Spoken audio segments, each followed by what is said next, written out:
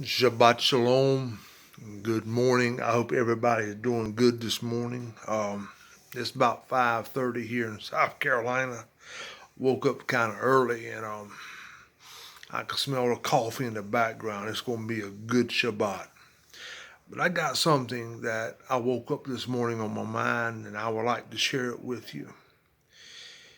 I know a lot of pastors, a lot of churches have been quoting this verse quite frequently. It's Second Chronicles chapter 7, verse 14, reading this from the King James Version. It said, "If my people which are called by my name shall humble themselves and pray, and seek my face, and turn from their wicked ways, then will I hear from heaven, and will forgive their sins, and heal their land." I'm going to give this to you in a nutshell. That is a valid passage of scripture. But what I want to focus on is now listen to me. This is going to be kind of raw. It's going to be kind of a hard pill to swallow this early in the morning. But turn from their wicked ways. If they would turn from their wicked ways, listen to me. I say this in an attitude of love and humbleness. That wicked way that he tells us to turn from is disobeying his Torah. You calling for revival. You crying out to God and you want him to heal this land.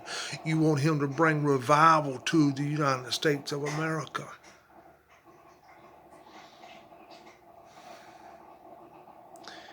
This passage tells us what brings revival, what brings healing. The turn from our wicked ways. Stop disobeying his commandments. Start following his instructions. Keep the Sabbath. Keep the kosher diet. Observe the 7 biblical feasts that he commands us to do. See,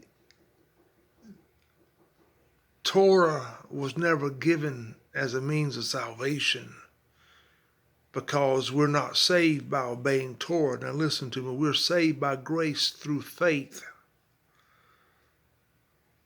But the Torah, the commandments, are the instructions of how he wants us to live after we receive salvation. Keep his Sabbath. Keep the kosher diet. Observe his 7 biblical feasts. And stop the pagan rituals. You know what I'm talking about. That's the true word, the Hebrew word for worship is obedience. He wants your obedience. Meditate upon that today. Be blessed and shalom.